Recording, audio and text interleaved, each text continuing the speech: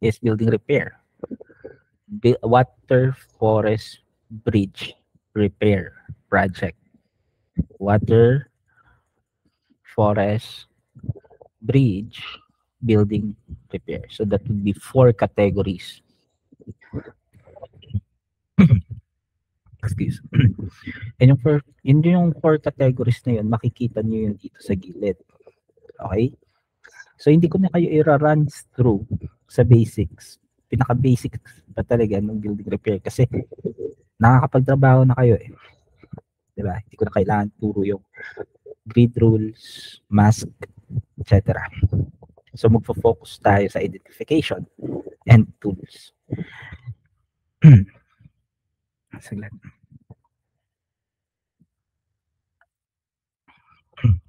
For building repair, guys, there are only 2 classifications of buildings. That would be residential houses and big buildings. Big buildings, kasama na yan dyan yung commercial buildings,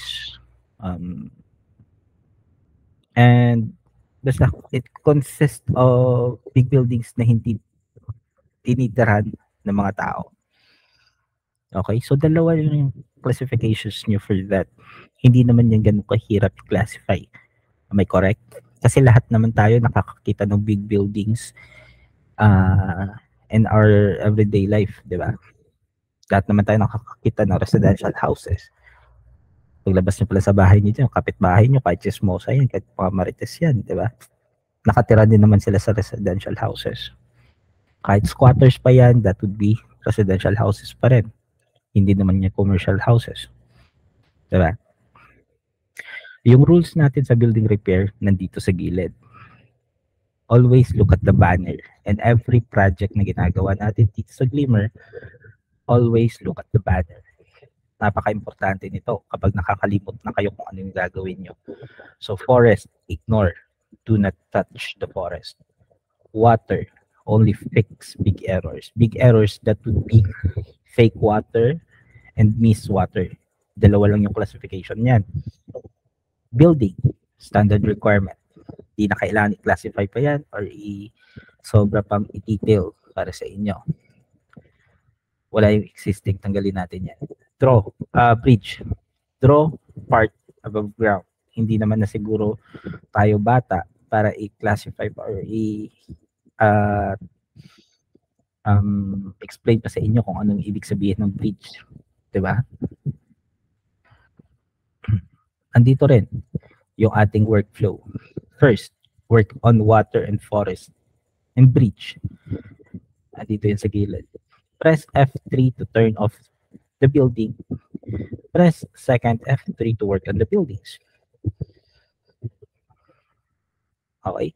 So, for the forest, marami kaming nakikita na naggumagalaw sa inyo ng forest or na-accidentally delete yung mga forest. Yung problema kasi dyan is yung iba tinatamad mag-pick ng F3. Okay? Since ganito yung itsura ng mapa, magulo yan sa paningin nyo. Kahit sa aming mga 10 years, magulo yan. Okay? Mahirap tignan yung itsura ng mapa kapag ganito. So that is why meron tayong F3 na tools. And that is why kaninang umaga sinabi ko sa inyo kung para saan yung F3. Diba? Para makapag-focus tayo sa buildings. Pagkatapos nating ayusin yung forest, water, and bridge. So, for now, delete ko muna itong fake water. And wala na rin naman masyado nagkakamali sa inyo sa water and then bridge. Ito fake bridge din to. Hindi ito elevated. That would be a fence lang. Yung mga barrier sa gilid ng kalsada. Hindi iyan elevated. So, hindi tanggalin yan. Kung gusto nyo maglagay ng bridge, dito kayo maglagay. Kasi ito ay overpass. So, kung gagawa kayo dito ng bridge, start from where it elevated or saan siya nag-decline, nag-incline, and kung saan siya nag-decline. So, ganyan lang yung pagkakalabel ng bridge. Napakadali. Diba? Hindi naman siguro na mahirap yung part na yan. I-delete ko muna yan. Let us focus sa buildings. Ano yung benchmark natin for the buildings? Can anyone explain? Tingin ko na-explain ito sa inyo. Kung na-explain man, please, paki-recap. Ano yung benchmark natin?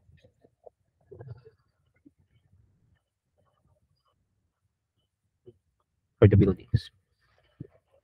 Wala na, tulog na yung mga kasama ko. Pasensyahan nyo, pagpasensyahan nyo, busy ako the whole day. So, medyo gabi na talaga tayo. Hindi nila alam yata. 1,000? Hindi nyo alam yung benchmark? 1,000. Nakalimutan niya? Or si Ken Roas, ano din eh. Nakiuso rin eh. Okay. Usually, building repair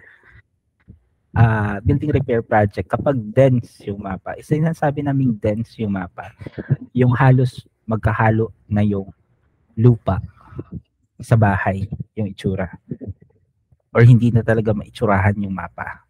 That would be around 600 to 800 yung benchmark. Kasi mahirap na yung trabaho na yun. At saka kapag masyado ng compact yung mga bahay, that would be around 600 to 800 features per hour. So, ibig sabihin yan, within an hour, we should label at least or finish a map that has a total of 600 to 800 features. Kung yung isang mapa natin, konti lang naman yung laman, okay lang yan. Kasi for example, that would be around 10 to 5 yung mga laman ng bahay niya, ng mapa na yan. Mag-accumulate yan up until maka-reach kayo ng benchmark natin. So, yung itsura ng mapa natin ganito, hindi naman yan dense. Actually, napaka-clear ng mapa na to para sa amin. Hindi ko lang alam para sa inyo kasi newbies pa lang kayo. Correct? So, yung itsura ng mapa, again, napaka-klaro. Sino yung previous labeler niya to? Check na.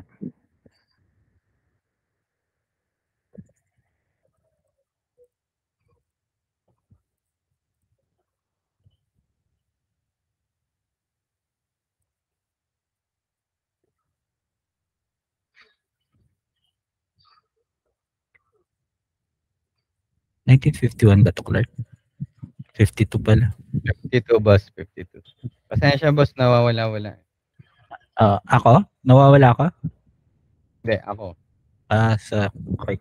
Hindi nyo naman tayo na. Hindi nyo naman ito na-record na. Hindi, boss. Uunahan na kita. So, our previous labeler would be, basta siya to, ang hirap ng pangalan niya i-pronounce, but still, she is an RYU. Okay? So, she worked for at least 31 minutes sa mapa nito. Tapos, yung nangyari, maraming error yung mapa.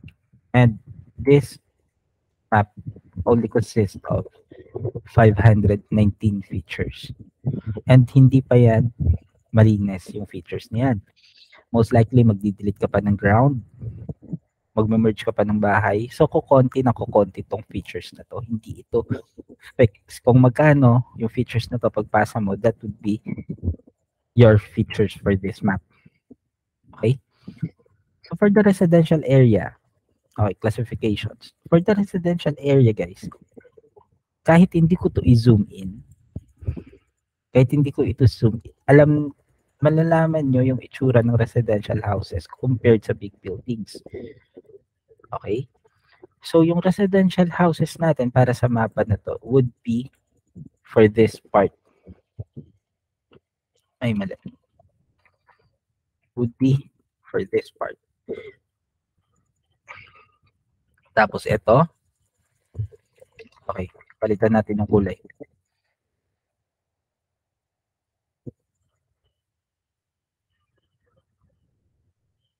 Ito yung residential area.